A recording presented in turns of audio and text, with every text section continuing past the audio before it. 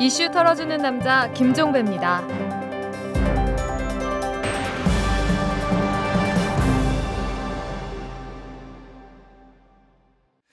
여러분 안녕하십니까? 자, 9월 12일 목요일에 보내드리는 이탈남입니다. SNS 한 뉴스로 시작을 하겠습니다. 자, 이주영 기자 어서 오십시오. 네, 안녕하세요. 네, 첫 소식 어떤 겁니까? 네, 최동욱 검찰총장의 혼외아들 의혹과 관련해 그제 10일 아이의 생모라고 주장하는 여성의 편지가 공개됐습니다. 네네. 최 총장의 아들이 아니라는 내용인데요. 그러자 이를 처음 보도했던 조선일보는 어제 11일자 신문 지면을 상당 부분 할애해 최 총장을 향해 펜대를 세웠습니다.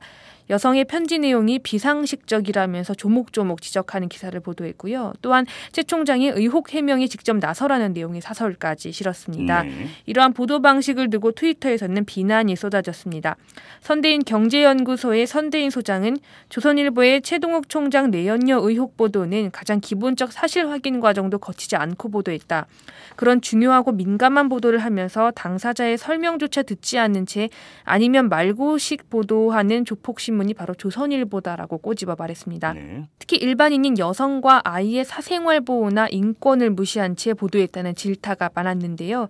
실제로 이 신문은 이날 여성 편지의 허점을 지적하는 과정에서 한 법조인의 말을 빌려 주점을 운영하던 여성이 썼다고 보기에는 편지의 문장이나 논리가 정연해 전문가의 지도를 받은 것 같다고 전했습니다. 주점으로 운영하는 여성은 글 잘 쓰면 안 됩니까? 그러게 말입니다. 이에 현직 기자인 한 유명 트위터리어는 이러한 내용의 법조인 코멘트는 왜 넣었는지 모르겠다. 술집 여자치고는 너무 잘 썼다는 말을 하고 싶은 걸까라고 꼬집어 말했습니다. 네. 그는 또 100번 양보해서 글재주 없는 사람이 조력을 받았을 수도 있다. 하지만 주점을 운영하는 사람들의 지적 수준을 깎아내리는 코멘트를 소개해서 조선일보가 말하려는 게 무엇이란 말인가. 익명보도라서 명예훼손 소송이 성립이 안 되지만 실명이라면 소송감이라는 느낌이다라고 지적했습니다. 네. 최 총장에게 의혹을 해명하라고 강요하는 보도 태도를 두고도 비판이 이어졌는데요. 한 트위터 이용자는 조선일보는 최동욱 총장의 혼외아들설을 보도한 뒤 사실관계가 뒤틀리자 그 책임을 최 총장과 해당 여성에게 묻고 있다. 최 총장과 그의 아들로 의심받는 아이에게 유전자 검사를 받으란다. 입증할 책임은 신문에 있는 것 아닌가. 무책임하기 짝이 없다고 목소리를 높였습니다. 김기식 민주당 의원도 정정보도를 청구하기 이전에 그 아이의 아버지가 아니라는 것을 입증해보라고 최 총장을 협박하는 조선일보다. 빨갱이라 지목하고는 네가 빨갱이가 아니라는 것을 스스로 입증해보라는 식의 메카시적 행태를 이제 현직 검찰총장에게도 적용하고 있다고 비판했습니다. 네. 한편 미디어 비평 전문지 미디어오늘이 어제 방일영 전 조선일보 회장 혼외 자식만 사남 2녀라는 제목의 기사를 내보낸 것을 두고도 말이 많은데요. 네. 미디어오늘은 이 기사에서 고 방일영 전 회장이 첫 번째 혼외 부인 사이에서 3명의 아들을 낳았고 두 번째 혼외 부인 사이에서 1남 2녀를 낳았다고 보도했습니다. 네. 이 한 트위터 이용자는 조선일보가 어설프게 혼외 자식 카드를 빼들었다가 외려 방일영 혼외 자녀 시리즈로 구설수에 오르게 생겼다고 말했습니다. 반면 또 다른 이용자는 공인의 직무와 아무 관련 없는 사생활을 들췄다는 점에서 미디어오늘 보도는 조선일보와 다를 게 없어졌다. 설마 똥에는 똥으로 맞서겠다는 맞똥 정신인가라고 쓴소리를 했습니다. 네. 자, 다음 소식 넘어가죠. 네, 애플이 아이폰 5S와 저가폰인 아이폰 5C를 공개하면서 트위터에서는 다양한 반응이 이어지고 있습니다. 네. 아이폰 5S는 그래픽 속도와 연산 속도 모두 전작인 아이폰 5에 비해 빨라졌다고 합니다. 지문인식 장치를 내장한 것도 특징이고요. 네. 아이폰 5C는 이른바 보급형 저가용 아이폰으로 성능은 아이폰 5 현재 나온 것과 거의 동일합니다. 그래요? 예. 대신 이제 뒷면과 옆면을 일체형 폴리카보네이트 플라스틱으로 처리하고 보다 다양한 색의 제품을 내놓은 게 특징입니다. 우선 이들 제품의 스펙을 두고 트위터에서는 정체된 애플의 기술력에 실망감을 표하는 의견이 나왔습니다. 혁신은커녕 개선됐다는 느낌도 못 받았다. 특별히 매력적인 기능을 못 느끼겠다는 반응이 많았습니다. 한 트위터 이용자는 확실히 매번 애플 신제품 발표를 볼 때마다 많은 노력을 기울이는 것 같긴 한데 스티브 잡스의 빈자리가 크게 느껴지는 건 어쩔 수 없나 보다라고 아쉬워했습니다. 네. 이번 제품에 기대를 거는 의견도 물론 있었습니다. 디자인 측면에서는 확실히 아이폰이 독보적인 것 같다. 저렇게 다양하면서도 예쁜 색상들이 출시될 줄은 몰랐다. 지문인식 기능이 기대된다는 등의 반응이 나왔습니다. 네. 한 유명 트위터리어는 째째하게 남편 스마트폰 암호를 궁금해하지 마세요. 그냥 아이폰 5S를 선물하세요. 남편이 잠든 사이 손가락을 몰래 터치해서 지문인식 기능을 이용하면 전화기 속 내용을 다 열람하실 수 있습니다라고 우스갯소리로 말했습니다. 진짜 이런 그러니까 지문인식 기능이 이럴 때 쓰는 겁니까? 그렇게 쓸 수 있다는 것이죠. 아 그래요? 사면 안 되겠네. 근데 저 같은 경우는 기계치이기 때문에 네. 아이폰이든 뭐든지 간에 네. 그 기능 다 쓰지도 못해요. 싼 게 좋은데 저는. 그죠? 그렇게. 여기 저가형 아이폰이 과연 얼마로 나올지 모르겠지만. 네. 네. 아무튼 근데 남편이 잠든 사이에 이건 좀 조심해야 될 것 같은데요. 알겠습니다. 수고하셨습니다. 감사합니다. 우리라이프 상조 영업사원 홍대리입니다. 우리라이프 상조는 신설 상조회사입니다. 사장님께 팟캐스트 방송에 광고하자 했더니 진부 매치라 탄압받을지 모른다며 걱정이십니다. 그래서 영업사원인 제가 직접 나섰습니다. 제 돈으로 광고하고 우리라이프 상조를 알려드립니다. 저희는 신설 상조회사로 부실한 상조회사의 모범이 되기 위해 저희 같은 신선한 방송인 팟캐스트 방송을 선택했습니다. 더불어 함께 살아가고자 하는 우리라이프 상조 1600-3267 1600-3267 팟캐스트 방송과 함께하는 우리라이프 상조입니다.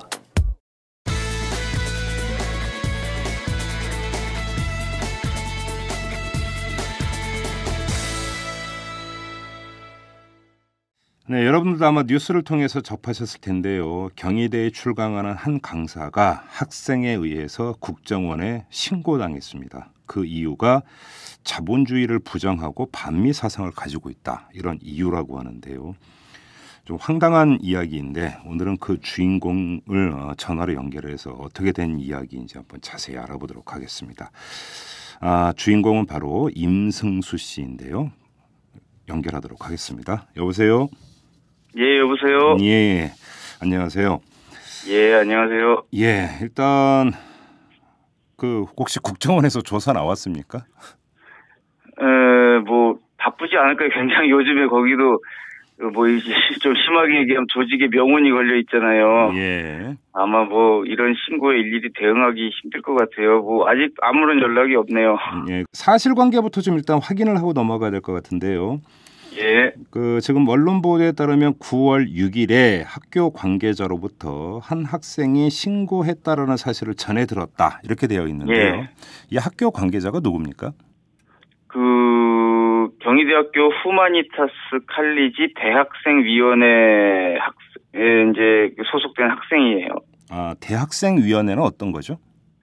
그러니까 후마니타스 칼리지가 경희대에서 이제 주로 인문 교양 강좌를 위해서 특별히 설치한 이제 대학인데, 네네네. 이제 대학생들이 거기서 교양 강좌를 많이 듣거든요. 근데 경희대학교가 좀 특수한 게 배움 학점제라는 게 있습니다. 그래서 대학 총학생회가 배움 학점제라는 그 제도를 통해서 10개의 과목을 개설할 수 있어요. 아, 그래요? 예. 네, 그래서 이제 그걸 관리하는 곳이 이제 후마니타스 칼리지 대학생위원회예요. 그래서 저는 그 배움 학점제를 통해서 이제 그 강의를 하고 있는 거죠. 아, 그래요?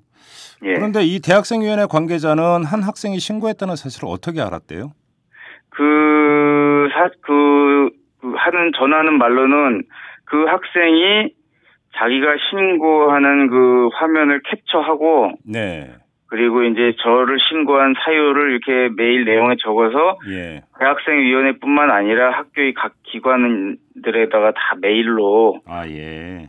보냈다는 겁니다. 그러니까 이제 당연히 신고를 그냥 했으면 알 수가 없잖아요. 네. 그런데 신고를 하고 신고한 사실을 다 학교에 이제 관련 기관에 통보를 한 거예요, 메일로. 아, 그래요? 예. 예. 아주 떳떳하고 자랑스러운 일이라고 그러니까 자기 평가를 했나 보군요. 그렇게 알린 거. 예, 아마도 그렇지 않을까 싶어요. 예. 예. 근데 신고 내용이 예. 자본주의를 부정하고 반미 사상을 가지고 있다 이런 건데 예. 이게 지금 임승수 씨께서 개설한 강좌 때문에 이런 판단을 한 건가요? 그러면 이 학생이? 그러니까 그 메일 내용에 그 판단의 근거로 나와 있는 것이 네. 이제 첫 번째는 제가 쓴 책의 목록을 얘기했다고 그러더라고요. 예. 제가 쓴 책들이 보면 이제 마르크스에 대한 책들이 이제 예를 들어서 자본론을 쉽게 풀어쓴 원숭이에 대한 자본론이 있고 원숭이에 대한 마르크스 철학 등등 책들이 있을 거 아니에요. 예. 그런 책의 목록을 얘기하고 또 하나는 이제 제가 예전에 민주노동당에서 그 간부 민주노동당 서울시당 교육부장을 했었거든요. 네. 지금 현재는 당적은 없어요. 왜냐하면은 민주노동당이 통합진보당이 되면서 2011년에 그 시점에 제가 이제 탈당을 했거든요. 예. 근데 어쨌든 이제 그 학생은 막 인터넷을 본 것 같은데 어쨌건 그 두 가지 그 제가 쓴 책과 제가 민주노동당의 간부였다는 사실을 들어서 네. 그렇기 때문에 이 사람은 자본주의를 부정하고 이제 반미 사상을 가진 사람이다. 이런 사람이 이제 학교에서 어떻게 버젓이 학생들에게 이런 과목을 가르치게 냅두냐 뭐 이런 식의 내용으로 썼던 것 같아요. 아, 그래요. 그리고 이게 이 신고 시점이 그러니까 이른바 이석기 사태가 계속되던 그 시점이었죠. 그러니까 실제 그 학생이 메일에다가 이석기 의원 구속 그 사태를 적으면서 네. 이제 이런 상황을 함께 얘기하면서 이제 저란 사람이 그 통합진보당의 전신인 민주노동당에 있었고 뭐 이런 식으로 얘기를 했다고 전해 들었어요, 저는. 아, 그렇죠. 그러니까 이제 예. 그래서 신고를 했다라는 건데. 예. 그러니까 그러니까 국정원 같은 경우는 간첩 신고는 받죠. 그죠? 그러니까 저도 홈페이지를 위해서 가봤더니 네. 좌익 신고도 받대요. 그래요? 좌익이라고 써 있어서 가끔 보면은 거기 지하철 같은데 간첩 및 좌익 뭐 해달라고 막 얘기 나오잖아요. 그래서 저는 가끔 왜 우익은 안 잡지 이런 생각을 하거든요. 가만히 있어봐요. 이것도 중요한 얘기인데. 예. 국정원에서 간첩 신고는 당연히 받는 거고 간첩 잡는 데가 국정원이니까. 근데 좌익도 신고하라고 돼 있어요? 지하철 이런 여기 데부터? 지금 제가 뭐 컴퓨터 앞이니까 네. 다시 한번 가볼게요. 여기 가면은 뭐라고 돼 있냐면은 111 콜센터 신고 제보 가면은 111 콜센터는 간첩, 좌익 사범, 국제 테러, 국제범죄, 테러, 외국 스파이, 산업 스파이, 사이버 안보 위협, 직원 사칭 비리 등 뭐 이런 걸 신고 받는다. 좌익 사범이라고 돼 있네요. 근데 좌익은 아니 좌익 사범이네요. 어쨌건. 좌익 사범. 좌익 사범이 뭘까요? 아무튼 저는 간첩 신고만 생각을 했는데. 그래서 이 학생이 우리 임승수 씨를 간첩으로 생각한 건가?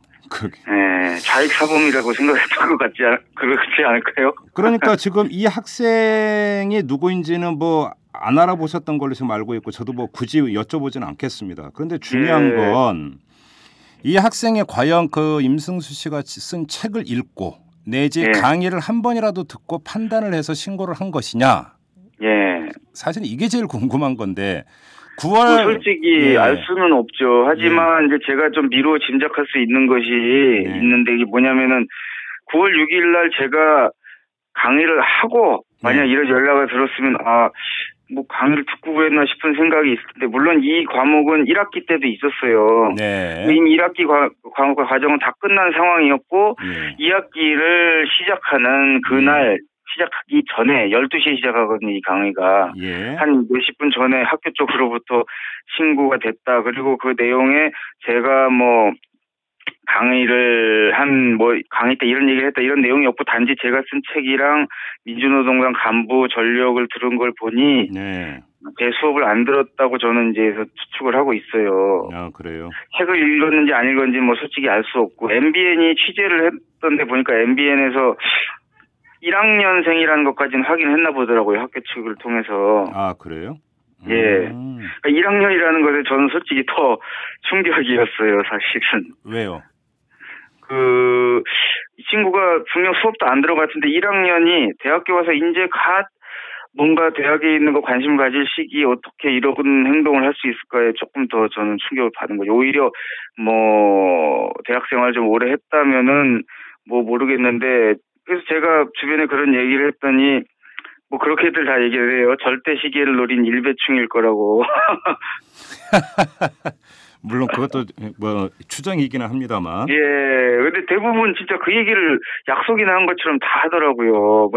저도 절대 시계가 뭔지를 몰랐는데 이 건으로 들어보니 뭐 국정원에서 절대 시계가 예를 들어서 종북 신고하면 국정원에서 준다는 그 시계 그거 말씀하시는 건가요?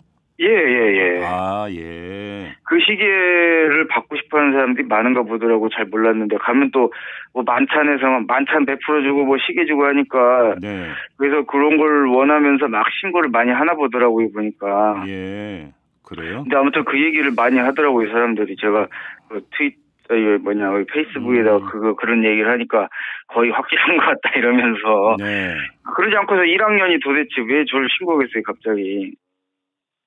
이게 이제 그 세상에 불거진 후에 이 신고한 학생 그 당사자가 다시 등장한 적은 없죠. 제가 들은 바로는 아직 없고, 네. 솔직히 저는 그 친구가 좀 피해를 받지 않았으면 좋겠다는 생각도 있어요. 왜냐면 1학년이니까, 예. 뭘 알고 했다기보다는 그냥 사회 분위기나 어떤, 그런 거, 시기를 받고 싶다든지 그런 것 때문에 그랬지 않나 싶어서, 네. 자기도 지금 이렇게 여론어가 이렇게 많이 알려질 거라고 생각도 못 했겠죠. 그래서 저 솔직히 좀 그 친구가 좀 보호되고 알려지지 않았으면 싶어요, 개인적으로는. 그래요. 네. 자, 혹시 그러면 수업에 들어가셔서 이 사실을 학생들한테 공개를 하셨습니까? 안 했죠.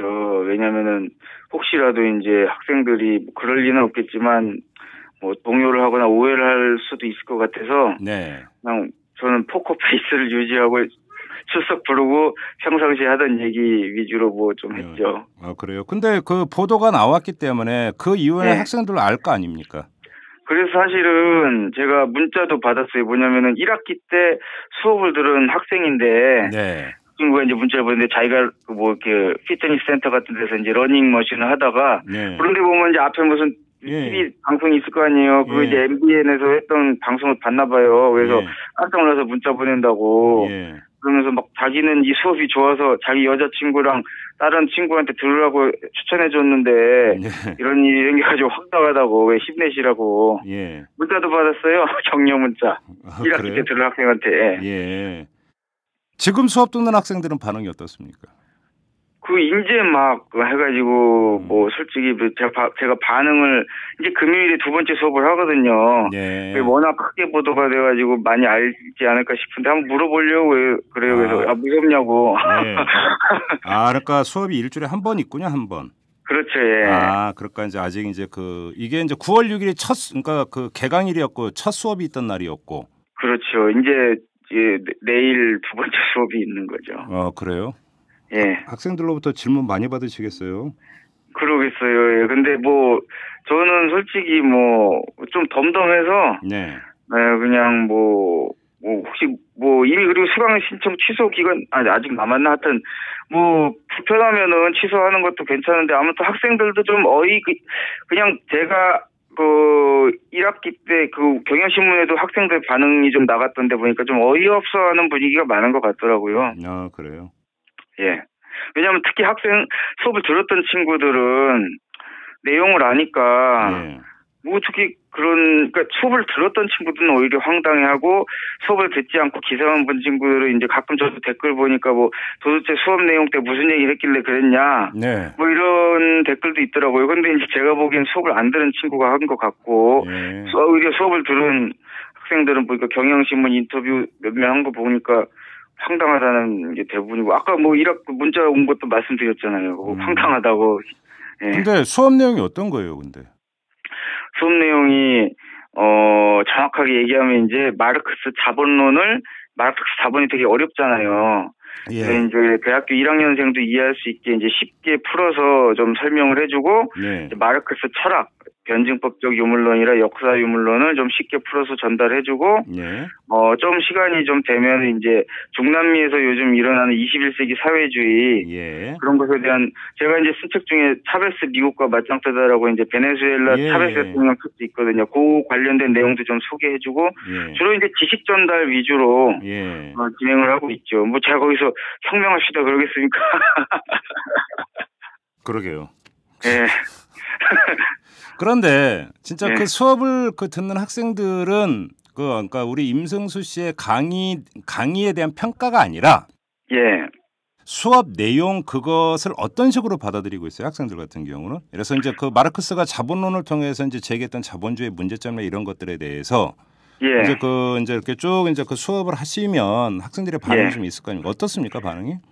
그러니까 제가 이제 과제로 이제 제가 쓴 책을 교재로 해서 이제 그걸 다 읽고 그것에 대한 소감 서평을 내라라고 이제 과제물을 내줬거든요. 연말에 학기 말에.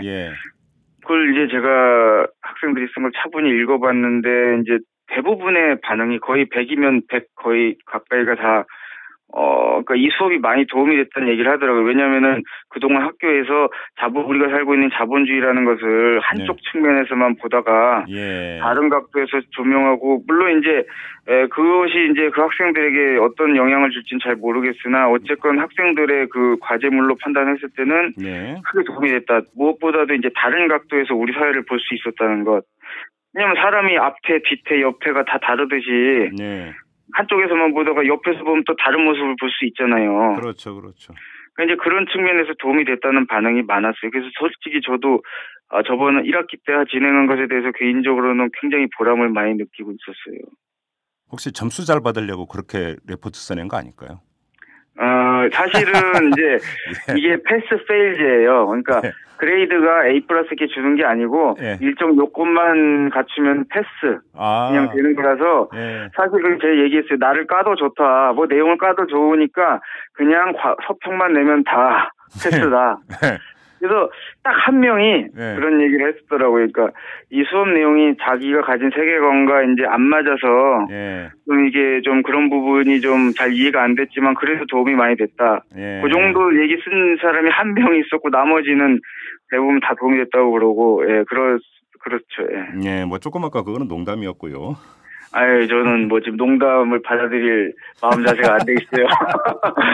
농담이고요, 저도. 뭐 한 학생이 우리 임승수 씨를 국정원에 신고했다라는 거, 뭐 이거에 대해서 사실은 제가 볼 때 그렇게 아주 진중하게 그리고 심각하게 접근하는 것 자체가 제가 볼 때는 코미디인 것 같고. 그렇죠. 해프닝인데요, 사실은. 그렇죠. 뭐 솔직히 신고할 수 있는 거 아니에요, 막말로 얘기해서. 뭐 세상에는 별의별 사람이 다 있으니까요. 그러니까요. 근데 좀 제가 좀 그 우리 임승수 씨께 여쭤보고 싶은 게 이제 20대 학생들하고 이제 그 강의를 통해서 이제 일상적으로 소통을 하시니까 좀 전에도 잠깐 그런 말씀을 하셨잖아요. 그 전까지는 자본주의 한 면만을 봐왔다. 이제 그 학생들이 서평을 통해서 이런 이야기를 많이 했다고 했잖아요. 자, 그렇게 본다면 우리 그 대학생들이 이 세상을 바라보는 눈 이런 것들을 좀 확인을 하실 거 아니에요. 어떻게 느끼셨어요? 그러니까 저는 요즘 이제 대학생들이 막 어렵다. 청년 실업 문제도 그렇고 그러다 보니까 막 여러 가지 압박이 있어서 대학교 1학년 때부터 그러니까 남학생들이 1학년 때 빨리 군대를 해결하는 분위기더라고요. 왜냐면은 그 문제를 빨리 해결하고 복학해서 이제 취업 준비를 하려고요. 사실 좀 힘들어해요, 다들. 그러니까 제가 생각하는 것은 그래요. 이 학생들이 물론 그런 취업이 안 되는 문제도 있고 여러 가지 객관적으로 힘든 조건이 있긴 하지만 사실 어떻게 보면 우리 80년대 대학생을 하셨던 분들은 민주화 투쟁을 하다가 감옥을 갈 정도의 상황이었잖아요. 그렇지만 그 당시 대학생들이 지금 학생들보다 더 괴로워하거나 하진 않았던 것 같아요. 그 당시 사회 분위기가 자기의 어떤 분위기에 대해서. 왜냐하면 제가 판단하는 건 그거예요. 지금 대학생들이 힘든 문제는 물론 취직이 안 되는 이유도 있지만 더 큰 문제는 그동안 자기계발서나 이런 것들이 열심히 살면 성공한다, 아침형 인간이 되라 하면서 뭐 이렇게 그게 사실 이제 자기계발서가 어떻게 보면 인생을 이끄는 내비게이션 같은 거잖아요. 이렇게 살면 행복할 거다. 그런데 다들 그렇게 살아봤는데 종착지에 행복이 없는 거인 거예요. 지금 상황은. 백수죠. 뭐. 그러니까 멘붕에 빠지는 거죠. 멘붕에 빠져서 중요한 것은 지금 이렇게 내비게이션이 틀렸다는 건 알았는데 그러면 인생을 다른 방식으로 이끌어가야 될 거 아니에요. 이제 내비게이션을 업데이트해가지고. 그런데 지금 문제는 이 인생관, 세계관, 어떻게 삶을 살 것인가에 대한 새로운 내비게이션을 업데이트 못하고 있는 거예요. 그러니까 단순히 취직의 문제가 아니라 지금 신자유주의 뭐 이렇게 되면서 열심히 살고 뭐 경쟁적인 삶을 살면 행복할 줄 알았는데 지금 전 세계가 지금 불황에 빠지고 이러다 보니까 앞으로 삶을 어떻게 살아야 돼? 현재가 어렵더라도 이렇게 살면 잘 될 거다라는 뭔가 길이 있으면 사람이 희망을 가지고 살 수가 있잖아요. 지금은 그래서 오히려 세계관의 부재, 인생관의 부재가 대학생들에게 힘들게 하는 것 같다는 생각이 들어요. 지금 좀 전에 이제 그 인생의 새로운 내비게이션을 탑재해야 되는 상황에 몰렸다 학생들이 이렇게 이제 말씀을 하셨는데 지금 그 임승수 씨께서 출강하고 있는 후마니타스 칼리지 같은 경우 바로 학생들을 대상으로 인문학적 교양을 집중적으로 이제 가르치는 곳 아니겠습니까? 자, 그러면 학생들 같은 어떤 인문학적 교양에 대한 갈구라고 할까 이쪽으로 좀 방향을 잡으면 여기서 뭔가 인생을 해답을 찾으려고 하는 이런 경향이 뚜렷이 나타나고 있습니까? 어떻습니까? 그래서 이제 저는 아무래도 이제 대학에서 강의를 하고 책을 좀 쓰다 보니까 대학생들을 만나서 특강을 하는 경우도 많이 있거든요. 예. 제가 좀 이제 그래도 희망적으로 보고 있는 것은 그 인문학을 같이 토론하고 학습하는 동아리나 이런 것들이 아직은 작지만 많이 생기고 있는 분위기더라고요. 아, 그래요? 그래서 연합 동아리 같은 것도 이제 전국 뭐 예를 들어서 청춘의 지성인가 예. 그런 동아리가 있는데 거기는 아예 전국 모임을 꾸리기 정도로 이제 커졌어요. 아, 예. 그래서 좀 아직은 힘들지만 내비게이션을 업데이트하고 새로운 인생관과 진로를 모색하는 그런 걸 인문학이나 사회학에 관심을 가지면서 이제 그런 고민을 가진 학생들이 점차 늘고 있고 그것이 이제 혼자 개별적으로 이루어진다기보다는 함께 고민하는 그런 움직임들도 있기 때문에 네. 네, 저는 뭐 당장은 모르겠지만 뭐 향후 낙관적으로 보고 있습니다. 아, 그래요? 제가 뭐 이 질문을 드린 게 뭐 그 우리 임승수 씨를 국정원에 신고했다는 한 학생의 이런 행위가 너무나 그 이게 부각이 되고 일반화되어 버리면 20대들에 대한 어떤 잘못된 그림을 그려줄 수가 있기 때문에 질문을 드린 건데 지금 20대들은 상당히 많이 고민을 하고 또 모색을 하고 있군요. 그러면은. 예, 아무래도 그런 것에 대한 자각들이 일어나고 있거든요. 예. 그래서 사실 제 수업도 자본주의 똑바로 하기 어떻게 보면은 좀 이렇게 꺼려질 수도 있는 제목일 것 같은데 이게 막 그 수강 신청 하자마자 다 차요, 막. 그래서 예. 어느 정도냐면은 막 청강할 수 없냐 이런 연락도 오고. 예. 저도 좀 놀랄 정도로 이런 과목에 관심을 많이 보이더라고요. 아, 그래요. 예. 좋은 현상이군요. 뭐 그나저나 요즘 세상이 하도 흉흉해서 혹시나 해서 여쭤보는 건데 뭐 이 신고당하고 이런 게 그 우리 임승수 씨 출강하는데 아무런 영향 안 미치는 거죠? 글쎄요, 뭐 저는 솔직히 그 친구가 메일에서 무슨 사유로 저를 신고했다는 거를 전에 듣고는 좀 뭐라고 해야 될까 어이가 없다는 생각이 들었죠. 어떻게 이런 걸로 신고할 수 있을까 하면서 신경을 거의 안 쓰게 됐어요. 왜냐면은 내가 국정원이어도 이런 걸로 조사를 들어가는 인력 낭비잖아요. 상식적으로 아무런 일도 없겠구나라는 생각이 들지만 한편으로는 이렇게 된 세태가 너무 안타깝기도 하죠. 예. 그렇죠. 알겠습니다. 자, 말씀 여기까지 듣도록 할게요. 고맙습니다, 오늘. 예, 고맙습니다. 네. 이슈 털어주는 남자 김종배입니다. 냉철한 분석, 깊이 있는 통찰로 우리 사회 현안을 털어드립니다.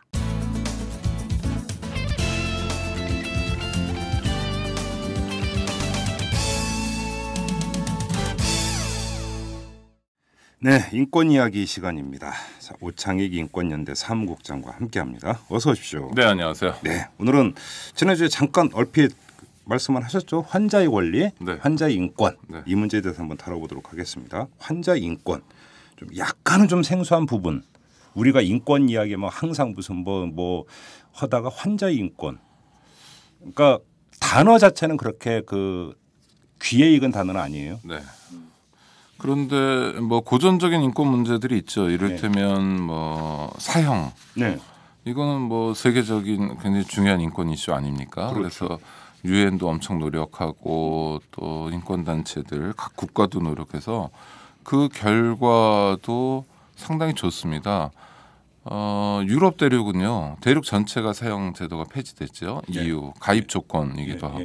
그래서 유명한 거 있지 않습니까? 터키가 EU에 가입하기 위해서 국민 투표를 통해서 사형제를 폐지하고 전시 평시 막론하고 사형이 없습니다. 우리나라 같은 경우에 1997년에 사형 집행하고 아직까지 이제 사형 집행 잠깐 유럽은 전시에도 사형이 없어요. 직결 처분 이런 게 없어요. 네, 없습니다. 오. 그래요? 그러니까 이 전시를 강조하는 이유는 그 정도로 사용이 없다라는 겁니다. 예, 그러게요. 평시는 뭐 그럴 수 있잖아요. 전시 같은 경우에도 사형 집행이 없습니다.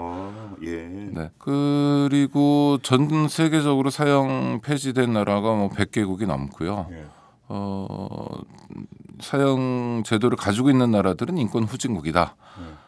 사형 제도가 없는 나라는 인권 선진국이다. 뭐 이런 등식이 완전히 성립했습니다. 사형 문제가 정리가 되는 상황이고요. 이 실종이란 또 인권에 굉장히 중요한 현안이 있습니다. 실종? 네, 이 비자발적 실종이라고 그러는데 납치되거나 왜 아르헨티나에서 더러운 전쟁할 때 그 민주화 운동가들이 이렇게 없어지거나 한국에도 80년대 갑자기 뭐 민주화 운동을 하거나 학생 운동을 하는 분들 중에 없어지는 분들 있지 않습니까? 그런 문제들도 조금씩 이제 해결이 되고 있습니다. 대략 한 해에 한 2,000명 정도가 지금 사형 집행으로 죽어간다고 알려지고 있는데요. 네. 그런데 이를테면 건강과 관련해서 모성 사망이라는 개념이 있습니다. 이건 뭐냐면 출산하다가 산모가 돌아가시게 되는 경우입니다. 예. 그러니까 의학적 처치가 좀 부족하거나 예. 뭐 영양이 부족하거나 예. 하는 경우에 그런데요. 대략 한 해에 2,000명 정도 사형 집행이 있다. 뭐 더 있을 수도 있습니다. 왜냐하면 각 국가에서는 이제 사형 집행 건수를 줄이기 마련이니까. 네. 근데 대략 유엔의 통계에 의하면 모성 사망으로 사망하는 여성들은 그러니까 출산 도중에 이 산부가 죽게 되는 경우가 약 50만 건 정도 된다고 합니다. 1년에요? 네. 와, 그렇게 많아요? 네, 그렇죠. 예. 그러니까 이건 뭐 굉장히 같은 죽음이지만 예. 굉장히 관심 가져야 될 것이라고 보고 예. 그 아까 말씀드렸던 비자발적 실종 같은 경우에 그 유엔의 통계가 있던데 1980년부터 2005년까지 통계가 있더라고요. 26년 동안 네. 이동안 이제 정치적 이유로 실종된 사람들, 뭐 군부나 경찰이 이제 납치해 가고 없어지고 이런 분들이 약 5만 건 정도 발생했다고 합니다. 이건 뭐 추정이긴 한데요. 예.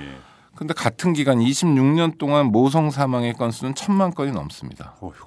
그러니까 이제 인권에서 굉장히 중요한 쟁점이었던 사형 집행, 사형 또 비자발적 실종 뭐 이런 것도 굉장히 중요하고 많은 이야기가 나왔고 또 여러 가지 안전장치들이 모색됐고 나름의 진전도 있었는데 모성 사망 같은 경우에는 뭐 20배 이상 굉장히 많은 사람들이 정말 아무런 죄 없이 죽어가고 있는데 그러니까 이제 고전적인 인권 문제 즉 국가가 직접적으로 폭력을 행사하거나 그 피해를 당하는 문제에 대해서는 우리가 많이 관심을 가졌는데 고문. 그렇죠. 우리는 좀 약간 인권을 약간 그동안 협소하게 이해해온 측면이 있어요. 국가 권력으로부터. 그렇죠. 그렇죠. 기본권이 제약되거나 탄압받는 경우 뭐 이런 경우에만 인권을 생각을 했는데 그게 아니라는 거죠. 아니요. 그거 인권 문제죠. 아니 그것만은 아니라는 거죠. 그거 굉장히 중요한데 우리의 관심이 좀 제한됐다는 거고 그렇죠. 그것은 한국만의 경우가 아니라 세계적으로 그랬다는 겁니다.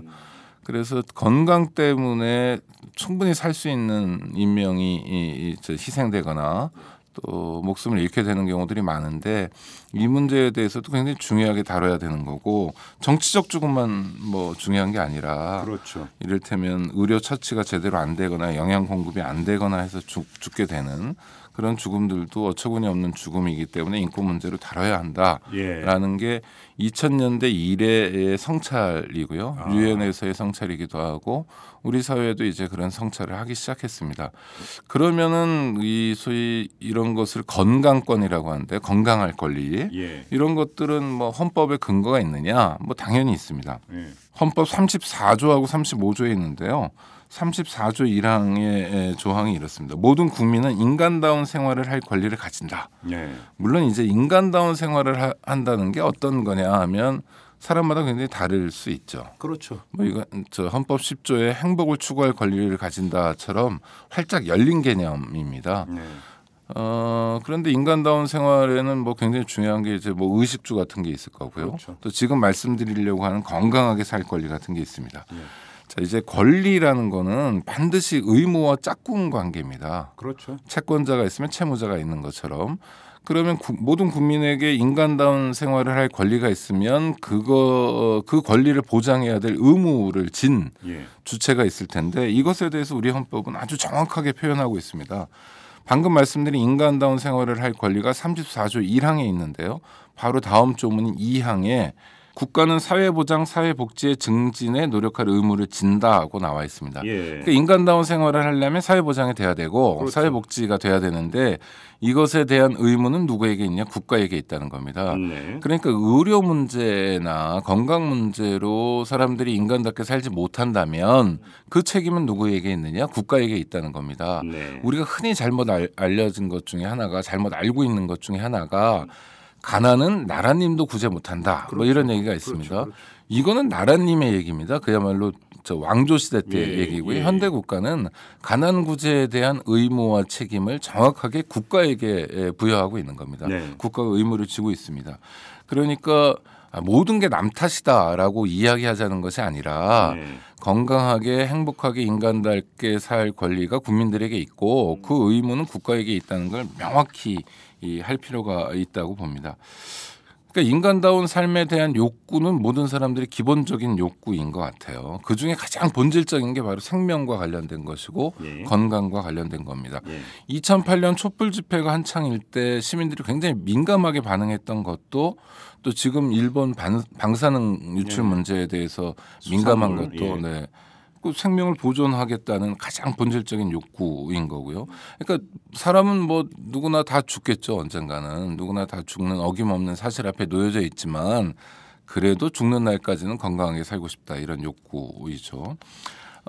다시 한번 제가 정확히 말씀드리고 싶은데 건강하게 살고 싶은 욕구가 있는 건 본질적이고 너무 자연스러운 것이고 그것은 우리 헌법 체계에서 권리로 보장받는 것이고 네. 그 권리에 대한 의무는 국가가 있고 국가가 보장해야 된다는 겁니다. 우리 보건 여건을 한번 살펴보면요. 상당히 훌륭한 수준입니다. 이를테면 이 통계청이나 보건복지부에서도 다양한 통계를 가지고 있는데 세계적으로 국제적으로 이제 비교할 수 있는 근거들도 많습니다. 뭐 전염병 사망률이라든지 뭐 네. 영양 공급이라든지 예. 인구 대비 전문 의료진의 숫자, 의약품 예. 공급, 병상 수, 뭐 또 건강 관리를 위한 다양한 시스템 이런 게 다 발달되어 있습니다. 서비스도 좋고요. 예. 그래서 이 저소득 국가들에 비해서는 한국의 의료 현실은 굉장히 월등하다고 이야기할 수 있습니다. 또 하나는 지금 사망 원인 1위가 암이잖아요. 예. 사망 원인 1위가 암이라는 것이 우리의 의료 현실을 보여주는 건데요. 예. 그건 무슨 얘기냐면 왜 암으로 많이 죽게 되냐면 다른 질병 사망이 현격히 줄어들었기 때문이거든요. 그렇죠. 그건 네. 처치가 가능하고 그러니까 네. 암은 아직까지 이제 예. 정복이라고 말할까 그렇죠. 이런 게 어렵기 때문에 예. 암 사망이 많은 겁니다. 암 사망이 많다는 건 의료 서비스가 그래도 제대로 진행되고 있다는 걸 보여줍니다. 그렇죠. 그렇게도 볼 수 있죠. 네네, 예, 그렇죠. 맞아요. 평균 예. 수명도 예, 굉장히 예, 높고요. 예, 예. 암 사망은 뭐 다른 질병에 의한 사망이라든지 사고에 의한 사망, 심지어 우리가 자살률 1위 국가인데도 자살에 의한 사망보다도 훨씬 많습니다. 네. 그러니까 이 다른 질병이나 다른 사망 원인을 국가적으로 잘 통제하고 있다 이런 걸 보여주는 거고요. 그런데 문제는 이런 의료 서비스의 가장 큰 문제는 이런 것들이 대부분 이제 돈을 주고 사야 된다는 겁니다. 구매물이라는 거죠. 그러니까 돈이 있으면 건강할 가능성이 높지만 가난하면 건강을 해칠 우려가 높은 거고요. 보건소 등 공공 부분의 활약도 뭐 상당합니다. 그렇지만 중요한 진짜 기묘한 필요한 이 의료 서비스는 대부분 돈을 줘야 얻을 수 있고 그렇죠. 받을 수 있습니다. 네. 당장 병원만 해도 그런데요. 연초부터 이제 진주 의료원 사태가 많이 터지고 네. 우리가 공공병원에 대해서 성찰해 볼 기회가 있었는데 한국은 공공병원 비율이 굉장히 낮습니다. 통계에 의하면 5.3%에 불과하거든요. 네, 네. 5.3%가 많은 거냐 뭐 높은 거냐 낮은 거냐를 따져보려면 다른 나라 상황을 봐야 되는데 OECD 평균이 70% 정도 됩니다. 그렇죠. 그러니까 뭐 굉장히 낮은 거고요. 영국 같은 경우는 뭐 거의 사회주의 의료 체계라고 얘기하니까. 영국은 뭐 95%인가 그러니까요. 97%인가 그렇고요. 그 영국이 가장 자랑하는 게 이제 국가 보건 시스템 그렇죠. 아닙니까? 그렇죠. OECD에서 굉장히 낮다고 한 미국도 한 30% 정도 되니까 예. 이 공공병원 비율로만 보면 한국이 어떻게 OECD 가입 국가냐 이렇게 물을 만하고요. 요새 영리병원 얘기 많이 하고 있는데 한국에서는 영리병원이라는 개념을 굉장히 극단적으로만 쓰고 있는 것 같아요.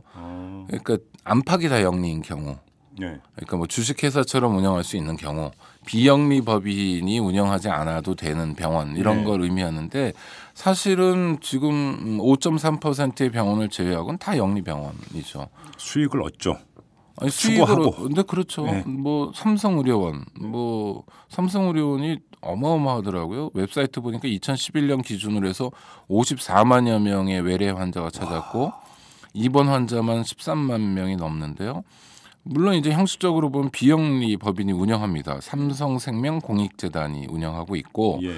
그다음에 같은 삼성재단 소속의 성균관대학교 의과대학과 네, 네, 네. 업무 협약을 맺고 있고 그래서 비영리지만 실제로는 완벽한 영리병원이잖아요. 그렇죠. 그래서 삼성그룹이 하는 병원이고 삼성병원만 그런 게 아니라 뭐 저 현대그룹 창업주인 정주영 씨의 호를 딴 아산병원. 아산병원 있고. 아산병원도 뭐 현대 아산병원 아닙니까? 예. 여기는 아산사회복지재단 소속입니다. 이사장이 정몽준 의원이죠. 그러니까 재벌이 비영리 법인을 설립해서 이를 통해서 병원을 운영하는 방식이고요. 형식 비영리, 속은 온통 영리. 예. 그 대학병원도 뭐 다르지 않습니다. 그렇죠. 서울대학병원, 뭐 가톨릭대학 부속병원, 성모병원도 마찬가지고요. 또 아예 병원 사업에서 돈을 벌어서 대학을 설립하는 경우도 있었죠. 그 백인재 씨의 백병원이 인제대학으로 간다든지 순천향병원이 순천향 대학교로 간다든지 그냥 우리는 민간병원이라고 얘기하지만 정확히 말해서 94.7%의 영리병원을 갖고 있는 겁니다. 그러니까 이런 상황인데도 정부에서 이제 가장 극단적인 형식의 영리병원을 도입하려고 하고 뭐 제주냐 송도냐 뭐 이런 얘기들 지금 진행되고 있죠. 제가 겪었던 얘기부터 좀 하고 싶은데요. 저희 애가 5살 때였는데요.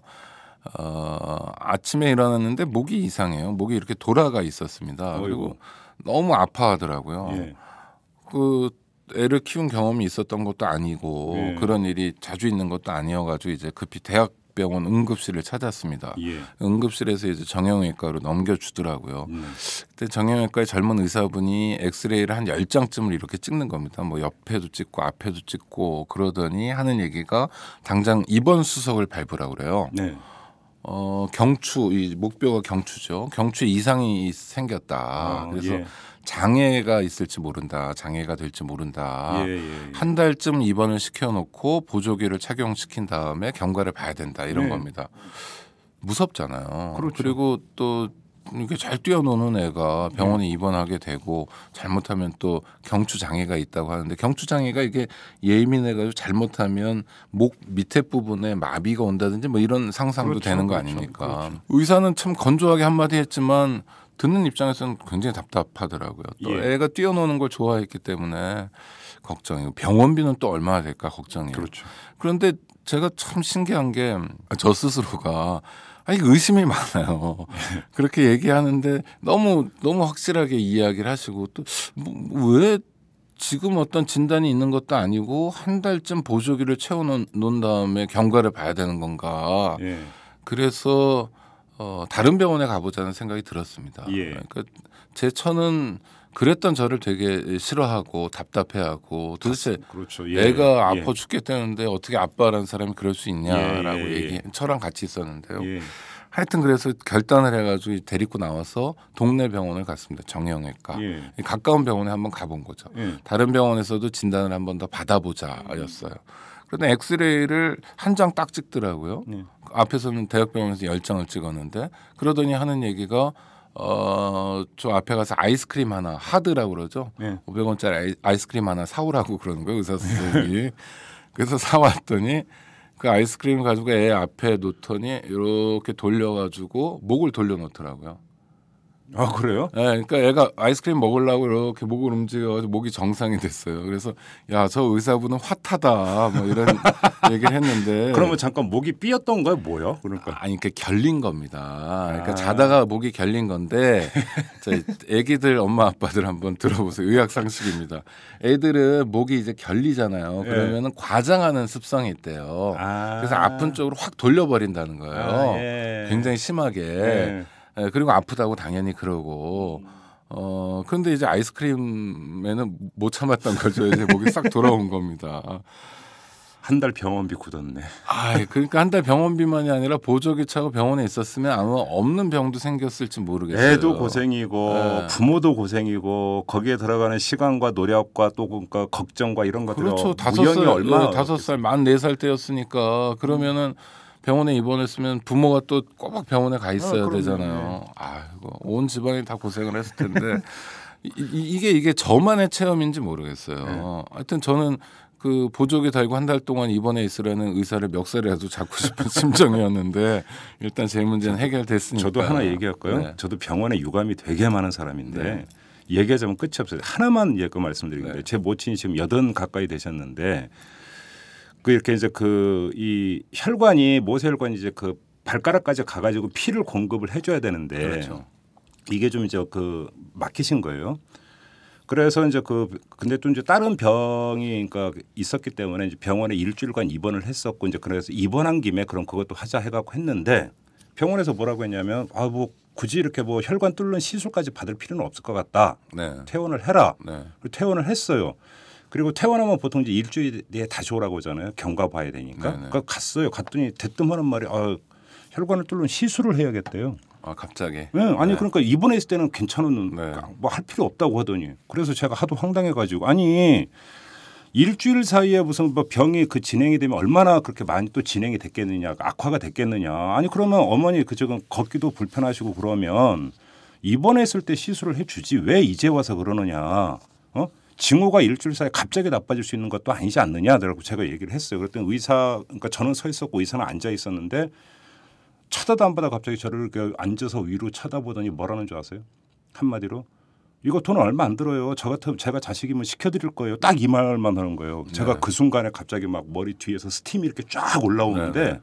왜냐하면 물론 제 행색이 수염 안 깎고 허름한 옷 입고 하니까 아무래도 뭐 그런 식으로 봐서 그런 얘기를 했는지는 네. 모르겠지만 순간적으로 저는 돈이 아까워서 어머니 시술도 안 시켜주는 불효자가 돼버린 거 아닙니까? 그 순간에 오는 어떤 그 인격적 모멸감이라고 하는 것이 그렇죠. 정말 그때 1시간인가 분을 못 참아가지고 근데 혼자 사귀느라고 정말 의사한테 푼 게 아니라 그걸 혼자 사귀셨어요? 왜냐하면 방송에서 이런 얘기하면 안 되는데 엎어버리려다가 왜냐하면 또 이 없진 않더라도 보호자들이 갖는 병원에 가면 그런 게 보호자가 진짜 의리 돼요. 약자가 돼요. 왜냐하면 의사한테 따졌다가 뭔가 불이익이 있을지 모르니까 불친절하고 또 불이익이 있을지 모른다라는 걱정 때문에 따지지도 못하는 게 있는 거예요. 이것도 인권 문제 아닙니까? 그럼요. 그죠? 그러니까 이제 전 뭐 앞질러 말씀드리면 하여튼 여러 가지 과잉 진료들이 있는데 그럼 우리들은 어떻게 해야 되냐 환자는 정말 믿고 찾을 수 있는 병원들이 별로 없잖아요. 네. 요새 뭐 대안들은 있어요. 이를테면 의료협동조합이 조금씩 생기고 있다든지 또 공공병원의 비율이 높아져야 된다든지 뭐 이런 대안을 만들어야 되는데 이거는 아주 먼 일일 수도 있고 또 우리 동네 의료 생협이 뭐 없는 경우가 너무 많고 나 개인은 어떻게 해야 되느냐 하면 묻고 따져야 됩니다. 뭐 보험에서 가입자 받을 때 묻지도 따지지도 않고 받아준다지만 우리는 병원에서 어떤 약을 주거나 어떤 시술이 있을 때 계속 물어야 돼요. 네. 사실 귀찮게 해야 됩니다. 물론 이 근무하는 입장에서는 이런 분들이 피곤하긴 하지만 제가 개인적으로 2번 입원한 적이 있었는데요. 입원하면 절차가 아주 간단해요. 일단 입원한 다음에 링거를 꽂아주는 거예요. 이게 링거가 뭡니까? 소금물이거든요. 사실 제가 뭐 정상 활동을 하다가 병원에 입원했기 때문에 영양이 부족한 상태가 아니에요. 제가 늘 영양이 좀 괜찮아요. 영양 상태가. 네, 겉보기도 그래요. 네. 그런데 링거를 그럼 저는 이제 간호사 선생님한테 말씀을 드리죠. 이걸 왜 꽂냐. 네. 그냥 기계적으로 꽂는 거예요. 그럼 저는 안 하겠다. 무슨 뭐 수혈을 거부하는 어떤 종단분들이 있다고 하잖아요. 그런 것처럼 저는 따지고 이야기하는 겁니다. 약에 대해서도 이 약을 왜 먹어야 되느냐, 그러니까 어떤 거냐, 뭐 이런 걸 계속 물어보는 거예요. 관계는 불편해집니다. 그리고 좀 피곤해질 수도 있어요. 그렇지만 이건 내 몸에 대한 거고 내가 사랑하는 가족의 몸에 대한 거고 굉장히 중요한 건강과 생명에 대한 것이기 때문에 끊임없이 묻고 따지는 태도와 자세가 필요합니다. 근데 물어봐도 대답을 안 해주잖아요. 계속 물어봐야죠. 뭐 그러니까 우리가 사실 대답 안 해주죠. 알 권리 얘기만 하는데 꼭 무슨 언론의 영역에서만 자꾸 알 권리 얘기하는데 그게 절대 아니거든요. 네. 사실은 환자 보호자처럼 내 가족이 환자인 경우에 환자의 상태가 어떻고 앞으로 어떻게 처치하고 그렇게 되면 어떻게 되는지를 알고 싶어하는 게 얼마나 큽니까? 네. 제대로 안 알려준단 말이에요. 근데 뭐 의사 선생님들이나 간호사 선생님들도 요즘 그래도 물어보면 많이 대답을 해주는 편으로 많이 갔어요. 그 다음에 이제 문제 제기를 하거나 또 환자 입장에서 문제 제기할 수 있는 창구들도 많이 있고 또 인터넷 공간도 있고 그렇기 때문에 그래도 물어보면 대답을 해주는데 우리가 그냥 뭐 일종의 자기 검열 때문에 좀 포기하는 건 아닌가. 그러니까 환자 입장에서도 가족 입장에서도 적극적으로 물어보고 꼼꼼히 따져봤으면 좋겠다는 말씀을 드리고 싶고요. 이 공공병원이 적으니까 병원들이 다 돈 되는 진료만 합니다. 돈 안 되는 진료는 외면당하는 거죠. 그렇죠. 과잉 진료가 많은데요. 이 최근에 의학계나 일본 보건의료계에서 좀 관심을 갖는 것 중에 하나 갑상선암입니다. 이게요. 10년 동안 10배가 늘었어요. 그리고 지금 현재 스코어가 OECD 평균보다 10배가 많습니다. 그나마 착한 암이라는 게 갑상선암 아니에요? 그렇죠. 건강보험심사평가원 이제 통계에 의하면 2001년에요. 악성 신생물, 이게 신생물이라는 게 새로 생긴 물질입니다. 그러니까 종양이죠. 악성 종양. 그러니까 암 관련해 가지고 청구 건수가 입원이 뭐 6,400, 외래가 79,000이었는데 10년 후에 이게 입원이 66,000, 뭐 외래가 86만 이렇게 늘었습니다. 그러니까 10년 사이에 입원 갑상선 암 관련 입원 환자는 10.3배, 외래 환자는 10.8배 는 겁니다. 네. 그러니까 불과 10년 사이에 특정 암이 10배가 늘었다는 건데 그럴 만한 뭐 무슨 상황이 존재하지 않지 않습니까? 그렇죠. 우리가 뭐 후쿠시마 같은 일이 있었던 것도 아니고 그럴 이유가 없는데 의사들은 그저 의사만 믿으라고 하는 거고요. 이거는 이제 초음파 검사 등을 통해서 조기 진단이 많이 늘어난 겁니다. 그런데 희한하게도 사망률은 변함이 없습니다. 그래요? 네. 그리고 과잉 진료의 단적인 예 하나만 더 말씀드릴까요? 이거 지난해 있었던 사건인데 미국 내과학회가 한국 종합병원, 특히 대학병원 이런 데서 종합 검진을 할 때 심장 CT 컴퓨터 단층 촬영 이걸 굉장히 많이 한다는 보고를 접수한 거예요. 그래서 한국 의사 선생님들이 뭔가 까닭이 있을 거 아니냐. 그래서 뭔가 저기 새로운 의학적인 추이가 있는 것 같다. 그래서 이 심장을 CT 촬영한 1,000명을 추적 조사했습니다. 미국 의학학회가. 그런데 이제 200명 넘게 이제 1,000명이 진단을 했고 200명 넘게 이제 심장병이 우려된다는 진단을 받았는데 그 CT 촬영을 통해서 이 사람들을 조사해 봤는데 3달 뒤에 심장병에 걸린 사람이 아무도 없었다는 거예요. 이건 뭐 소설 같은 얘기죠. 다시 말씀드릴까요? 미국 내과학회가 한국이 하도 CT를 많이 찍어서 미국 학회가 이제 와서 조사를 한 겁니다. 어떻게 된 거냐. 심장 CT를 1,000명이 찍었고 이 중에 200명이 심장병 우려 판단을 받았는데 3달 뒤에 CT 찍고 난 다음에 3달 뒤에 심장병에 걸린 사람 아무도 없었다. 그러니까 그 CT기 구입비 뽑아야지. 그러니까 이게 저 사실은 굉장히 큰 뉴스인데 별로 보도는 안 됐었어요.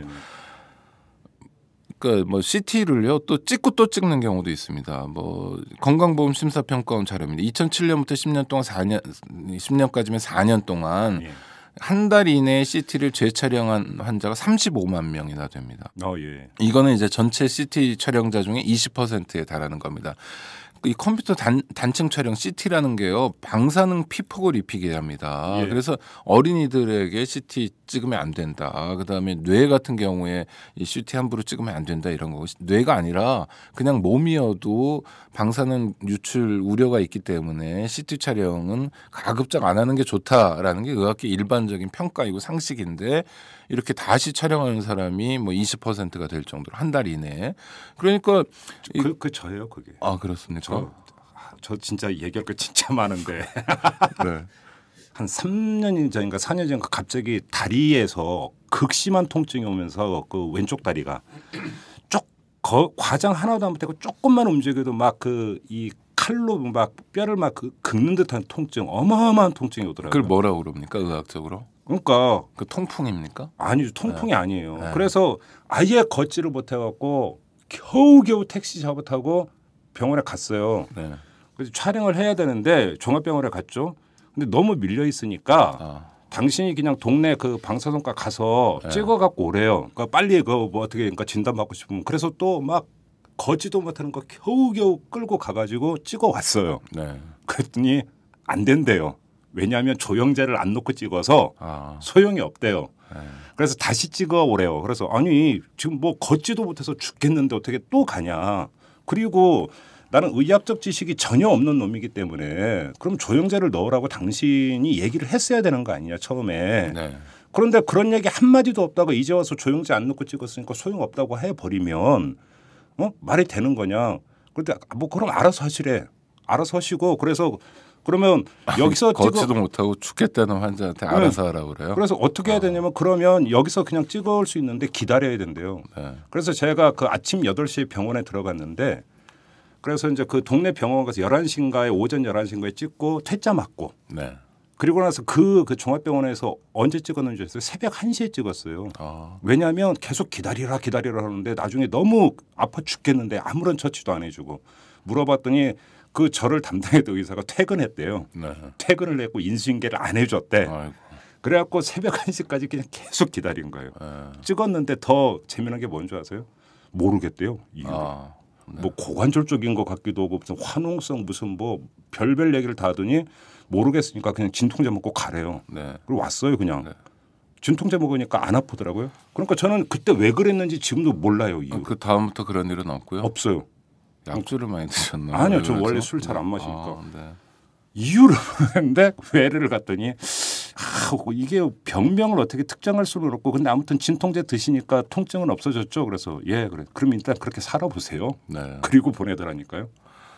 뭐 아니 뭐 그럴 수도 있죠. 근데 이제 문제는 그러니까 만약 어떤 의사 선생님이 제가 하는 방송을 들으면 어떻게 이렇게 불신과 편견이 많냐 이러실 수도 있을 것 같아요. 네.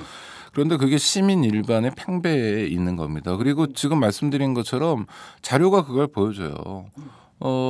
고가의 의료 장비 들여놓고 진단하고 또 보고 그래서 정말 물론 이제 우리가 암으로부터 훨씬 더 안전해진 측면이 있죠. 조기 진단을 잘한다든지 뭐 이런 것도 있지만 우리가 쓰지 않아야 될 돈을 많이 쓰고 있는 것은 아닌가 그러니까요. 뭐 이런 생각이 들고요. 이건 과잉 진료고 한두 푼 하는 것도 아니잖아요.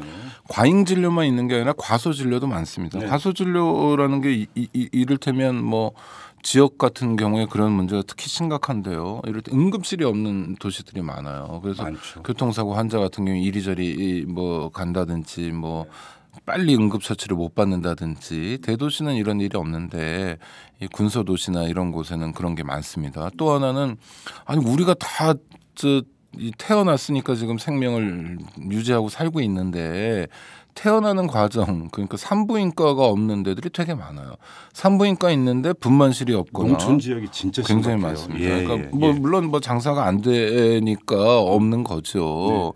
그러니까 뭐 지역에 따라서는 어떤 분야에 따라서는 과소 진료가 제대로 된 좀 정말 기본적인 어떻게 뭐 산부인과도 없냐 이럴 정도로 과소 진료가 진행되고 있고 예. 한쪽에서는 또 굉장히 과잉 진료가 진행되고 있고 예. 이게 심각한 문제라는 거죠. 이 예. 문제가 어디서 나왔냐면 다 돈 때문인 거죠. 그렇죠. 돈이 되면 하고 돈이 안 되면 안 한다. 그렇죠. 의사들 민간병원에서 다 성과급 줍니다. 성과급 주는 게 아주 간단한 거예요. 그러니까 환자 몇 명 받았냐 가지고 성과급을 주는 거예요. 또 몇 명 수술했고 몇 명 진단했고 이런 거예요. 그러니까 의사들은 아니 당장 이제 월급에 차이가 있는데 더 많은 성과급을 받기 위해서는 뭐 계속 환자를 받고 그래서 어떤 외교관이 저한테 얼마 전에 했던 얘기인데 한국 병원에 가서 희한한 체험을 했다는 거예요. 병을 진단할 때 제일 처음 하는 게 문진 아닙니까? 그렇죠. 어디가 아파서 오셨어요? 그렇죠. 뭐 다리가 아팠고요. 어제부터 이상하고 뭐 찌르는 것 같고 이런 얘기를 하잖아요. 그러니까 환자는 맨 처음에 의사는 맨 처음에 환자 얘기를 들어야 된다는 거죠. 근데 한국 의사들은 희한하게 환자 얘기를 안 듣고 자기가 필요한 말만 하고 내보낸다는 거예요. 너무나 심각한 문화적인 충격이었다고 어떻게 그럴 수 있냐고 막 그러더라고요. 예. 그래서 뭐 이제 한국에 오셨군요. 이제 예. 드디어 예. 네, 앞으로 그런 체험 많이 할 겁니다. 이런 얘기를 했습니다.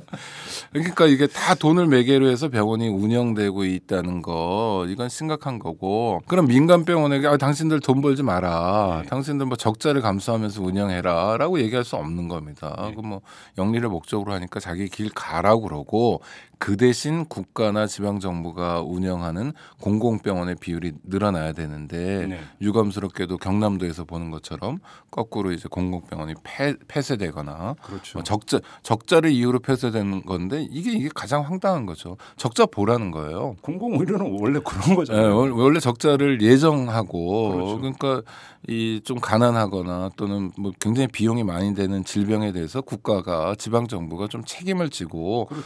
이 국민의 건강권에 대한 그 의무를 다한다는 뜻인데 그 적자 때문에 없으면 그게 공공병원이 아니라 영리병원이고 민간병원이죠. 이게 돈과 건강의 문제가 밀접합니다. 다 아는 상식적인 말씀을 드리면 빈곤 건강 문제잖아요. 건강이 좋지 않으면 생계가 어려워지고 노동자들 같은 경우 생산성이 감소하는 거고 예. 교육적 성과 낮아지고 기회 제한되고 그러니까 다시 가난해지고 네. 이게 빈곤과 건강의 악순환입니다. 그래서 이 영화나 드라마에서 가난을 묘사할 때 꼭 등장하는 장면이 뭐냐면 집에 환자가 있는 거예요. 그렇죠. 환자가 있는데 제대로 된 의료 처치를 받지 못하고 그 뭐 부잣집이었으면 전혀 걱정하지 않아도 될 아주 이 기초적인 질병 때문에 고생하고 있고. 아니 뭐 가장이 예를 들어서 암에 걸렸다. 그러면 결국 가세가 기우는 게 우리나라의 현실 아닙니까? 그럼요. 그게 현실이에요 네. 지금. 아니 그래서 중산층이 빈곤층으로 전락해 버리는 거예요. 그렇죠. 그러니까 의료비가 평소에는 부담스럽지 않다가 네. 뭐가 문제가 터지면 이제 큰일 나는 겁니다. 네.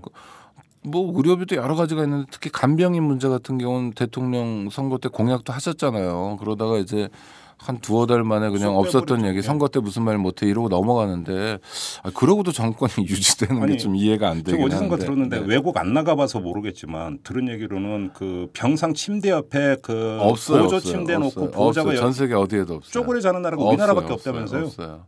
그러니까 말도 안 되는 겁니다. 그러니까 외국 사람들 눈으로 보면 우리는 우리끼리 살고 있으니까 익숙하잖아요. 예. 제가 병원에 입원했을 때 뭐 어렸을 때는 어머니가 예. 또 그다음에 제 처가 옆에서 이제 새우잠 자고 그 얼마나 불편합니까? 보조 침대고 그리고 환자 침대보다 낮고 뭐 먹기도 불편하고 그다음에 여러 사람이 같이 생활하면 뭐 남녀가 다 뒤섞이고 소음에 뭐 그렇죠.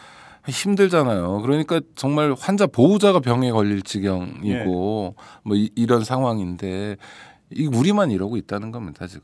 그러니까 저도 그 저희 그러니까 돌아가신 선친 때문에 한 달간 병간호였고 어머니 때문에 또 한 달간 그 병간호 한 적이 있는데 가서 보면 환자보다 보호자의 모습이 더 초췌해요. 아 그럼요. 진짜로 막 한 그 일주일 넘어가고 이러면 또 제대로 씻지도 못하잖아요. 그렇죠. 씻을 때도 없죠. 네. 네. 정말 초췌해요. 그러니까 이런 내가 병에 걸리겠다. 진짜로 그래요. 그리고 환자들이 무슨 이렇게 뭐 감염 바이러스가 있는데 그게 잘 분리되는 것도 아니고 병원이 그렇게 깨끗한 것도 아니고 뭐 이렇죠. 그래서 우리는 익숙할지 모르지만 이방인의 눈에서 봤을 때는 이게 굉장히 엽기적일 수 있다. 그럼 그 문제들을 하나하나 해결해 나가야 되잖아요. 그렇죠. 사실 문제를 해결해 나가는 굉장히 중요한 이벤트가 선거입니다. 선거 때 그런 문제가 한꺼번에 나오는 거예요. 국민들의 욕구가 있고 국민들의 현실적인 고통이 있으니까 이런 걸 해결해 달라고 하고 후보 입장에서 그걸 받아서 또 국민들의 표를 구하는 건데 문제는 이제 공약을 하고도 안 지키는 그러고도 별로 미안해하지 않고 별로 부끄러워하지 않는 그런 상황이 문제가 되는 거죠. 그래서 하여튼 가난한 사람들의 문제가 건강권에 있고요. 또 지역적 편차도 굉장히 심합니다. 우리가 같은 대한민국인데요. 평균 수명이 뭐 3-4살 차이가 나요. 광역자치단체가 그렇습니다. 그러니까 가장 그 평균 수명이 높은 곳은 뭐 서울이고요.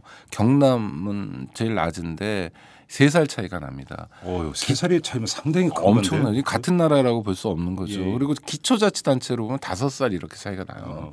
그러니까 이건 굉장히 심각한 거고요. 영아 사망률 같은 경우는 서울은 2.4%, 대구는 4.1% 이렇고요. 예. 자살률 같은 경우도 울산이 전국에서 가장 소득이 높은 광역이잖아요. 그렇다면서요. 네, 울산이 자살률이 제일 낮고 그다음에 뭐 어디 특정 하여튼 광역단체는 굉장히 낮습니다. 이 자살률이 높아요. 자살률이 높은 광역단체는 소득이 낮은 곳입니다. 뭐 소득이 이제 울산에 비해서 절반 정도예요. 그러니까 이제 소득이 높고 그러면 평균 수명이 높고 보건의료 서비스 수혜도 많이 받고 스트레스도 적게 받고 하여튼 온통 이 건강과 관련된 문제가 돈의 문제고 그래서 기초자치단체 중에서 평균 수명이 높은 3개의 자치단체를 뽑아라. 그러면 보통 이제 물 맑고 공기 좋고 적당한 노동할 수 있는 뭐 제주 서귀포시, 강원도 고성군, 뭐 전북 남원, 뭐 고성 구례 뭐 이런 데가 나와야 되는데 아니에요? 아니죠. 강남 서초 송파죠. 아니 그러니까 돈이 생명과 직결되는 거예요. 이게 현실입니다. 뭐 굳이 데이터 따질 것 없고 우리 국민들이 모두 알고 있는 사실이에요. 그렇다면 어떻게 해야 되느냐. 국가가 훨씬 더 적극적인 역할을 해야 되는 거죠. 이거는 국가가 적극적인 역할을 해달라고 도덕적으로 요청하는 수준이 아니라 대한민국의 원리입니다. 대한민국의 헌법 질서이고 헌법 원칙이고요. 간단하게 뭐 이렇게 얘기할 수 있는 거죠. 그러니까 병은 미리 하루라도 빨리 발견할수록 완쾌율이 높아지는 거 아닙니까? 그러려면 정기적으로 종합 건강 검진을 받는 게 가장 좋은 방법이고. 그렇죠. 그런데 종합 건강 검진 비용이 한두 푼이 아니니까. 아니 국가가 지금 뭐 생애 전환기마다 해주고 있죠. 예, 그래서 40살 전에 한번 해주고 40살 넘으면 이제 뭐 각종 암을 이제 포함시켜 주는데 저는 뭐 그거는 국가가 해야 될 기본적 의무를 하고 있는 거라고 봐요. 뭐 건강보험공단이 하지만 실제로 국가가 하는 거니까요. 여기에 이제 이를테면 정신보건 쪽도 좀 넣어줘야 되는 거고 왜냐하면 이 사망 원인 1위가 암이긴 하지만 10대, 20대, 30대의 사망 원인 1위는 자살이거든요. 네. 그러니까 마음의 병도 한번 살펴줘야 되는 거고 조울증이나 우울증 같은 경우도 상당히 예방이 가능하고 이 뭐 신경계통의 질환들 같은 경우는 사실 큰 문제가 아닙니다. 그렇기 때문에 좀 자가 진단도 좀 할 수 있어야 되고 그럼 이제 그런 서비스를 도입해야 되는 거고요. 간병인 서비스 도입해야 되고 특히 중요한 게 의사들을 믿을 수 있는 환경이 조성돼야 됩니다. 의사분들 들으면 되게 기분 나쁘고. 그래 기분 나쁘죠. 그런데 현실이죠. 그래서 이제 지금 대안으로 떠오르고 있는 게 뭐 의료 생활협동조합이라든지 예, 저도 뉴스에서 한번 네, 봤어요. 이런 것들이 이제 떠오르고 있는데 아직 너무 미미해요. 그렇죠. 그렇지만 이런 것이 뭐 또 저 원진 레이언 산업재해 환자들 보상금으로 설립한 녹색병원 같은 경우에 활약이 뛰어납니다. 네. 그렇지만 아직 작은 병원일 뿐이고요. 예, 예. 그런 대안들을 우리가 소중히 좀 갖고 나가고 그리고 나 개인 입장에서는 조금 불평하더라도 네. 의사 선생님이나 간호사 선생님한테 자꾸 여쭙고 이 약은 왜 먹어야 되는 건지 그리고 또 우리가 건강보험에서 감기가 차지하는 비중도 굉장히 높은 나라 아닙니까? 전 세계 감기 약이 없는 나라가 많은데 그러니까 그래요? 감기 약이 없는 나라가 그럼요. 감기가 유시민 장관이 보건복지부 장관 할 때 유명한 얘기를 했는데 감기라는 게 약 먹으면 7일 안 먹으면 일주일이라고 그러잖아요. 약 먹으면 7일. 예. 안 먹으면 일주일. 그렇죠. 그러니까 먹으나 안 먹으나 똑같다는 거죠. 감기약은 없는 거죠. 그러니까 푹 쉬면 되는데, 네. 그러니까 이제 뭐 그런 우리의 문화적 어떤 속성이랄까 이런 것도 있어요. 그래서 모든 거에 다 의사만 잘못하는 게 아니라 뭐 쓸데없이 대학병원만 찾는 우리의 습성이라든지 맞아요. 뭐 이런 것도 좀 문제가 있긴 합니다. 거기에 또 문화도 있어요. 그래서 이제 이제 자식들은 도해지 나와서 직장 생활하고 있는데 부모님은 이제 농촌에 계시는데 네. 부모님이 아프시다 그러면 이제 그 어르신들이 효자와 불효자를 가르는 기준 중에 하나가 서울로 모시고 가서 그렇죠. 종합병원 한번 모시고 가서 검진받게 하느냐 마느냐. 그렇죠. 사실 이걸로 가르는 네. 문화도 있거든요. 네, 그러니까 온통 의사 탓만은 아니고 네. 우리 일반 시민들 그 뭐 환자 또 환자 가족들의 탓도 있는데 그런 것을 이야기하기 전에 짚어야 될 건 국가가 건강보건에 있어서 자기 의무를 별로 이행하고 있지 않다. 특히 한국은 전 세계에서 공공병원 비율이 가장 낮은 그렇죠. 나라이고 공공병원 비율이 낮다 보니까 온통 과잉진료, 온통 돈만을 염두에 둔 진료가 넘쳐나고 있다. 네. 돈보다 생명이어야 되는데 돈보다 사람이어야 되는데 거꾸로 사람보다 생명보다 돈이 더 중요한 상황이 지금 한국 의료 현실이다. 그렇죠. 그러니까 아까 이제 생애전환기 건강검진 말씀을 해주신 저도 받았는데 병원 갔더니 이러더라고요. 이건 이제 건강보험공단에서 지원해 주는 건데 네. 이거 말고 요것도 좀 검사를 받으시죠. 지금 이 나이대 되면은 이게 지금 꼭 검사를 받으셔야 되는데 이건 보장이 안 되니까 대신 돈을 내셔야 됩니다. 네, 그렇죠. 이런 경우 있거든요. 끼어 팔기 그렇죠. 저도 저한테도 그런 제안을 받았는데 건강보험공단에서 하는 검진을 안 하는 병원도 있습니다. 그러니까요. 돈 안 된다. 그러니까요. 네. 그런 점에서 이제 그다음에 또 이제 제가 어느 부동산 중개업 하시는 분한테 들었는데 이런 표현, 그러니까 못 사는 동네하고 잘 사는 동네의 특징이 있답니다. 이건 좀 한 10년, 15년 전쯤에 들은 얘기인데 네. 그 좀 경제적으로 좀 어려운 동네는 약국이 많고 네. 잘 사는 동네는 약국이 별로 없대요. 네, 그래서 저는 처음에 그 말이 무슨 말인지 이해를 못했어요. 그랬더니 이 양반이 어떻게 설명을 해주냐면 생활이 팍팍한 분들은 병원을 못 간다라는 거죠. 그렇죠. 그래서 대충 약으로 때우고 틀어맞고 저 뭐죠 바카스 그렇죠. 뭐 이런 거 먹으면서 그냥 대충, 약으로 네. 그러니까 틀어맞고 근데 네. 잘 사는 사람들은 조금만 아파도 자기 자가용 몰고 병원 간다. 그러니까 그 동네는 병원이고 여기는 네. 약국이다 이렇게 네. 얘기해요. 이렇게 이게 지금 우리의 현실 아니냐라는 그렇죠. 거죠. 네. 그런 점에서 볼 때 돈이 없어서 그다음에 형편이 안 좋아서 의료적 처치를 적기에 제대로 못 받는다라고 하는 것이 이것은 말이 안 되는 얘기죠, 사실은. 굉장히 중요한 인권 문제고 그렇죠. 만약에 우리가 예전에 50년대처럼 수준이 안 돼서 네. 의사가 적고 병상 수가 적고 예. 뭐 의료 기기도 없고 의약품 공급도 원활하지 못해서라면 어쩔 수 없죠. 그건 네. 정말 굉장히 불행하지만 어쩔 수 없지만 우리는 지금 병상도 충분하고 의사도 충분하고 약도 있고 기기도 다 있어요. 네. 그런데 문제는 돈이다. 이거는 뭐 너무 우리가 익숙한 일상의 문제이긴 하지만 굉장히 중요한 인권 문제로 진짜 고문 문제 다루듯이 우리가 중요하게 다뤄나가야 되겠다 이렇게 생각을 합니다. 그래요. 그리고 의사분들에게도 꼭 그 이 자리를 위해서 한 말씀 꼭 드리고 싶은 게 그분들은 의료 서비스를 제공해 주시는 분들 아닙니까? 그럼요. 그다음에 환자 같은 경우 이제 그 의료 서비스를 제공받는 사람인데 그것은 수평적 관계여야 되는 거죠, 당연히. 그런데 병원 가보신 분들 아마 다 아실 거예요. 갑을 관계로 그 변하는 경우가 너무나 많습니다. 물론 저도 이제 그 두 번에 한 달씩인가 그 병원에서 병간호를 하면서 지켜본 결과 의사분들이 정말 중노동이에요. 정말 경무에 시달리는 것은 이제 제가 거기서 한편으로는 이해가 되는 부분들도 있지만 그지만 환자나 그 보호자 입장에서 얼마나 절박하겠어요. 그것이 아파서 온 거고 특히나 중병인 경우에는 그러면 조금 더 그러니까 친절히 그러니까 환자의 알 권리를 좀 보장을 해주시고 이런 식으로 좀 갔으면 좋겠다. 이 얘기를 좀 꼭 드리고 싶어요. 그것도 인권에 포함이 되는 거죠. 그럼요. 그렇죠. 적절한 정보를 제공받을 권리. 그렇죠. 네, 정보 접근권 이런 게 있습니다. 그렇죠. 그다음에 이제 간호사께서 처치해 주셔야 되는데 간병인한테 넘기고 이런 경우도 많습니다. 그 문제 제기하면 됩니다. 그렇죠. 네, 이런 문제 것도 제기하고 묻고 따지고 이러면서 그렇죠. 조금씩 고쳐 나가자. 다른 거 다 관들고 해야죠. 치료비보다 간병인 쓰는 비용이 더 무서운 게 우리나라 현실인 거. 네. 이건 정말 뭐가 잘못돼도 한참 그렇죠. 잘못된 거. 대통령 약속 지켜야 합니다. 그렇습니다. 자, 이상 마치도록 하겠습니다. 고맙습니다. 고맙습니다. 여러분은 지금 10만인 클럽 회원 김희진이 후원하는 김종배의 이슈 털어준 남자를 듣고 계십니다.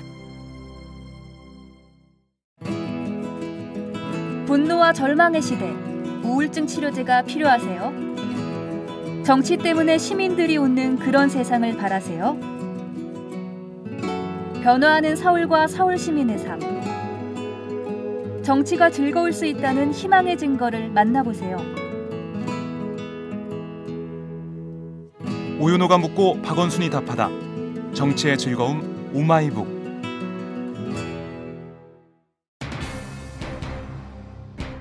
이 한 학생이 강사를 국정원에 신고한 것, 그 당사자의 말대로 해프닝일 수도 있겠습니다. 하지만 또 한편으로 본다면 우리 사회에 참 뿌리 깊은 그 뭔가가 아직도 청산되지 않고 있다. 이렇게도 볼 수 있는 측면도 있지 않을까 싶은 생각을 하는데요. 그럼에도 불구하고 너무 또 엄중하게 그리고 심각하게 접근할 필요가 없다라는 강사의 말씀에는 또 동의를 합니다. 세상에는 별의별 사람이 다 있지 않겠습니까? 자, 이 10만인 클럽 회원 여러분들의 후원과 정성으로 만들어지는 이탈남, 오늘 방송 여기서 마무리하도록 하겠습니다. 여러분 고맙습니다.